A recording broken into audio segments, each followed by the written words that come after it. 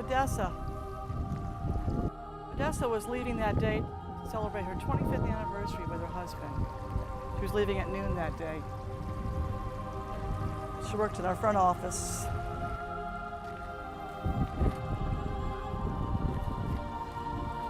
Colonel Boone, very quiet, soft-spoken man.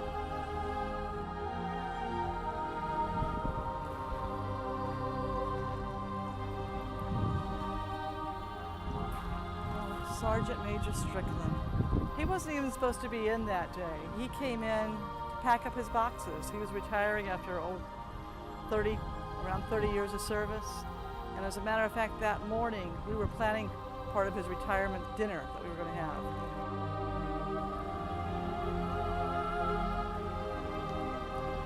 Sergeant Major.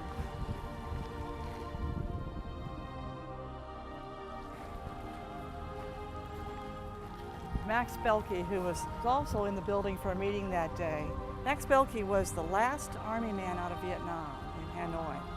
That when you saw the clip of them on that rooftop. Well, he made it out of Vietnam. The plane actually came in underneath us on the first floor. We were on the second floor. But as it came in, of course, the effects of it came up to the second floor. And we lost, from our organization, we lost 24 people. Just some incredibly good people. God got his best pick of angels that day.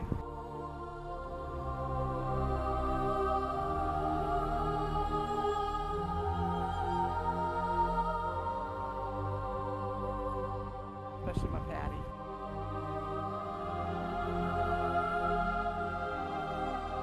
She was my best friend. She was the baby of the family. I always said she was the beauty and brains of our family, and she was. She was very smart, and she was also very caring, very beautiful, still a little girl to me.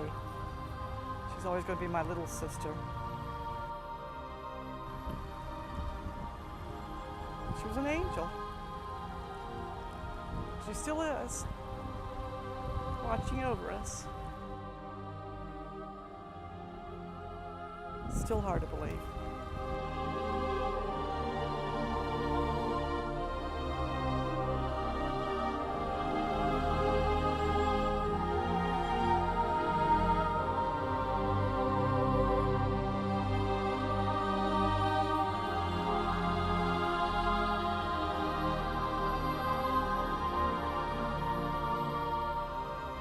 Shortly after 9/11, I got a call from a colleague who was working for the Corps of Engineers, and she had been asked by the Pentagon to start a process which would give you the Pentagon Memorial.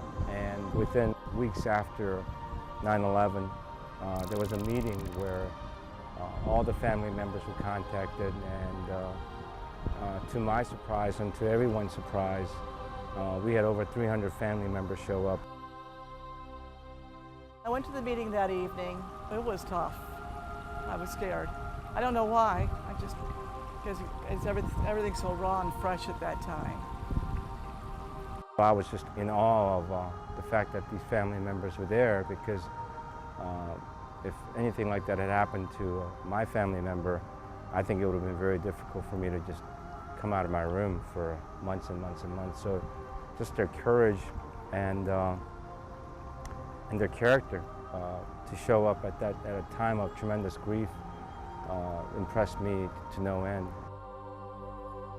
There was a design objective that was crafted by the family members, and one of the things that we're very adamant about was that this memorial should be for everyone, not just for the families and not just for the folks who perished, but because of the impact that 9/11 had on everybody in this city and this country and the whole world, that it would be a very non-prescriptive place where nobody told you what statues you have to look at, nobody told you what path that you had to walk, but that you came, you saw, and you sensed and left with your own sense of what the event was all about.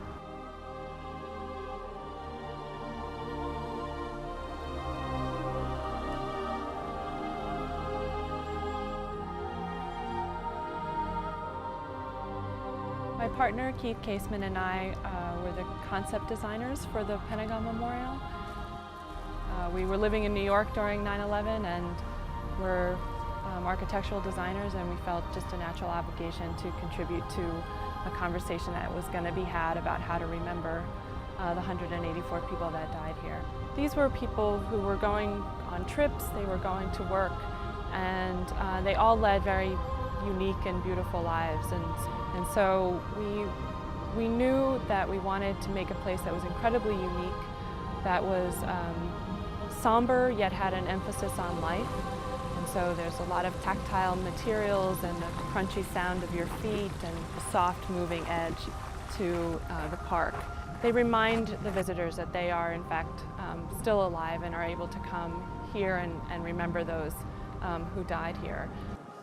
Well, the park is laid out by age, essentially. So every year, which is located on the perimeter bench, the people that were born in that year are located on that line.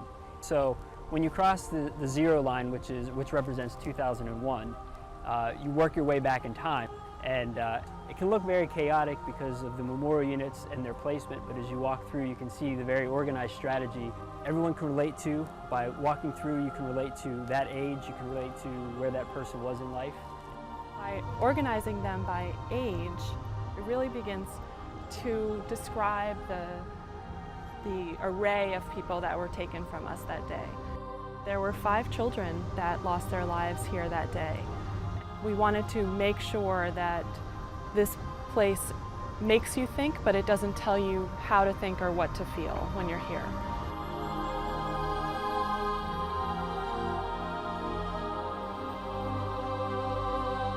I do wish more people would come out and see this beautiful memorial and stop and remember and reflect back to those days, what it was like before.